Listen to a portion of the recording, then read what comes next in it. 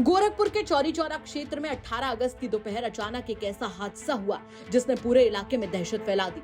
आरोप है कि एशियन फर्टिलाइजर लिमिटेड फैक्ट्री से गैस रिसाव होने के बाद स्कूल से घर लौट रहे दर्जन भर बच्चों की तबीयत अचानक बिगड़ गई। किसी को उल्टी तो किसी को चक्कर और गले में जलन होने लगी। घटना की जानकारी मिलते ही ग्रामीण दौड़े। बच्चों को उठाकर आनन फानन में सरदार नगर स्वास्थ्य केंद्र ले जाया गया। डॉक्टर्स ने प्राथमिक उपचार के बाद सभी को घर भेज दिया। बच्चों के सुरक्षित होने की खबर आई तो गांव में थोड़ी राहत की सांस ली गई। लेकिन आरोपों की माने तो हकीकत इससे भी ज्यादा डरावनी है। देवकहिया गांव के पास फैक्ट्री के जर्जर प्लांट से पहले भी गैस रिसाव की घटनाएं हो चुकी हैं। ग्रामीणों ने आरोप लगाया कि 3 दशक से ज्यादा के समय से फैक्ट्री घनी आबादी के बीचों बीच चल रही है और कई बार इसकी वजह से लोग बीमार पड़े हैं। 16 अगस्त 2024 को भी सल्फ्यूरिक एसिड टैंकर से रिसाव हुआ था और तब भी ग्रामीणों ने गेट पर प्रदर्शन किया था। वहीं गांव के प्रधान मैनेजर शर्मा ने बताया कि गैस से न सिर्फ बच्चों की तबीयत बिगड़ी बल्कि खेती को भी नुकसान हुआ है। गैस से क्या रिसाव होता है इस फैक्ट्री से, देखिए ये फसल अभी तत्काल में अभी मुरझा रही है। अब ये सारी फसलें एकदम मुरझा के एकदम अब नष्ट हो जाएंगी। इस पर कोई प्रभाव नहीं मैंने दिखा रहा है सरकार को। हम लोग बर्बाद हो जा रहे हैं। फसल से तो छोड़िए, हम लोग की जिंदगी एकदम अब नष्ट में पड़ी हुई है।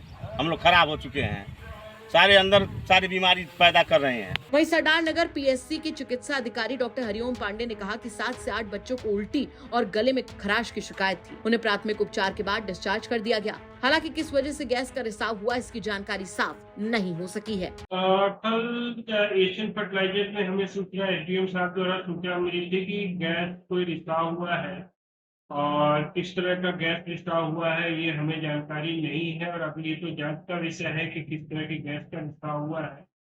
और जो हमारे यहाँ के जो डॉक्टर थे और जो हमारी टीम थी, एम्बुलेंस थी, वो लोग गए हुए थे। 3 बच्चे आए हुए थे जिसमें से 7, 8 या 10 बच्चे लगभग थे जिसमें उल्टी हो रहा था और गले में खराश। इस तरह के बच्चे आए थे जिनका इलाज करके पुनः उनको भर दिया। कितने घंटे में उनकी तबीयत ठीक हुई? और यहाँ आने के बाद मुझे लगता है कि आधे 1 घंटे तक वो रुका गया, उसके बाद एक लोग ठीक हो गए थे, फिर उन्हें भेज दिया।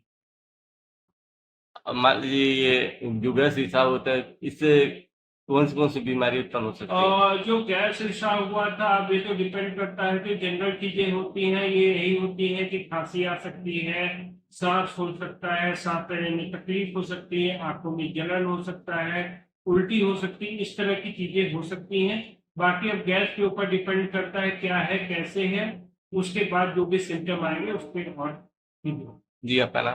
डॉक्टर हरिओम।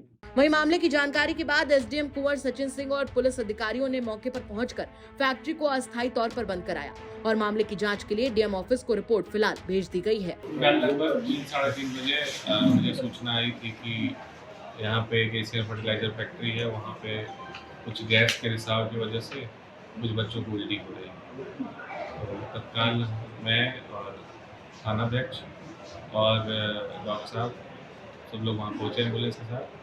2-3 बच्चों को उल्टी हो रही थी, उनको तत्काल जो है हॉस्पिटल में भर्ती कराया गया। और कुछ बच्चों को थोड़ा सा वो कह रहे थे कि थोड़ी असहज महसूस हो रहा है, उनको भी अस्पताल ले गए। इसके साथ ही साथ प्लांट को तत्काल बंद कराया गया।